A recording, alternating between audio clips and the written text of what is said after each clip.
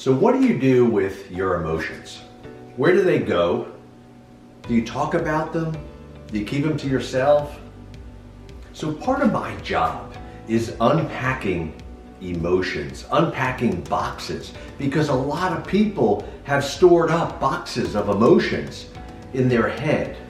They're up on shelves somewhere and they accumulate and they don't just go away. So people put them in the boxes, seal the boxes, and hope that they don't fall. Of course, it doesn't work that way because emotions come out, and sometimes they come out at inopportune times. But why? Why do people want to just put them in boxes? Because a lot of people don't like emotions. And I hate to say it, but guys are worse because guys think emotions are bad. All emotions are bad. And they make them weak and vulnerable. So guys tend to keep emotions to themselves, and they feel that's a strength. Now I know it's 2020 and things are different today. 2021, thank you. And things are different today. But you know what? The fact of the matter is that some people really were punished from years ago, maybe in childhood, when they shared emotion by their parents or their peers. So they learn to just keep them inside.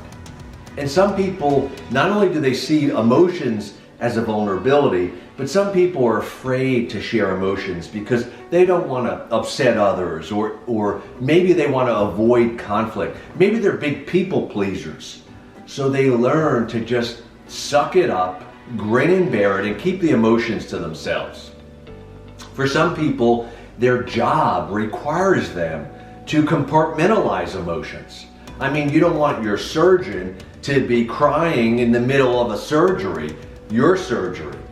You don't want your airline pilot to be very emotional where he can't focus and he can't concentrate.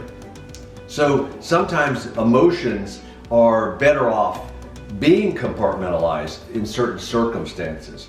But some people, they have a hard time transitioning, and maybe they're at work, they hold the emotions in because they need to, and that's a good thing. But then when they come back home in their personal lives, they can't open up. And for a lot of people, emotions, especially negative emotions, scare them. And they're very uncomfortable with emotions.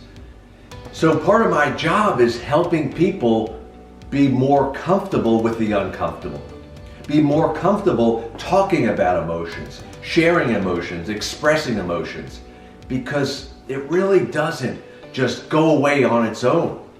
And I personally believe that when you suppress the negative emotions, you inadvertently suppress the positive.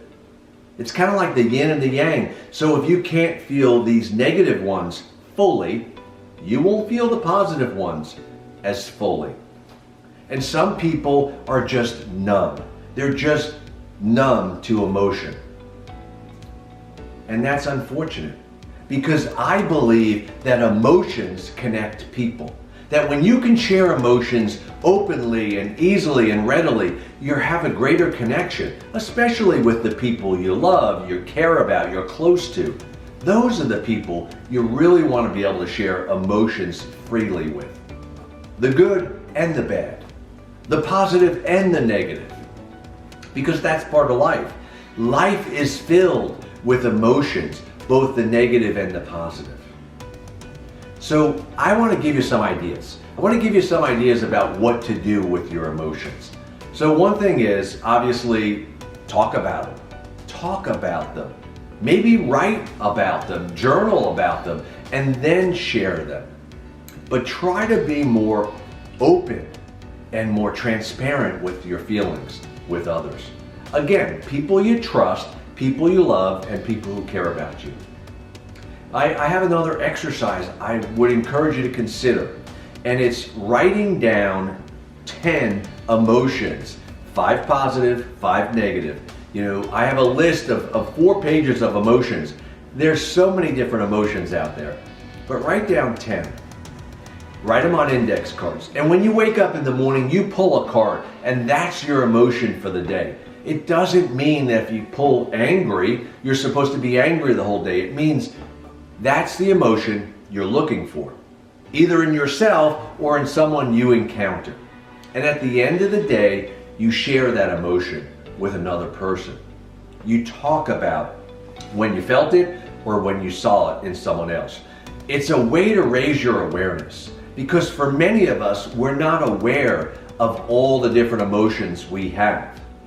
I believe everyone experiences 10, 15, maybe even 20 different emotions on a given day, but we just don't pay attention to them. So I'm encouraging you to start paying attention, because like I said earlier, emotions connect people. So when you talk about feelings, when you talk about emotions, you'll have a deeper connection, a greater connection with others. And I would encourage you to consider that exercise. So you want to talk about them, you want to write about them, you want to pay attention to them. And lastly, you want to acknowledge, especially the ones that consume you or that overwhelm you.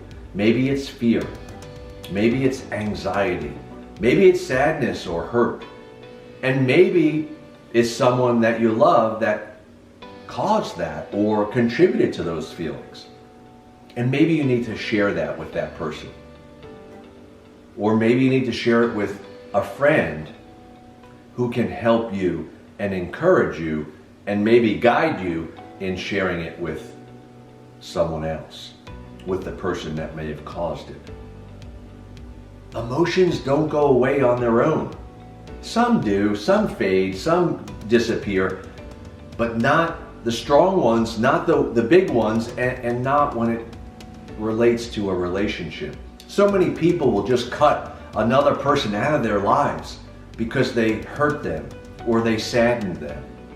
And I'm encouraging you to not do that, to instead talk about the emotion either with that person or with someone else, so that you can rid yourself of it, so that you can release it and let it go.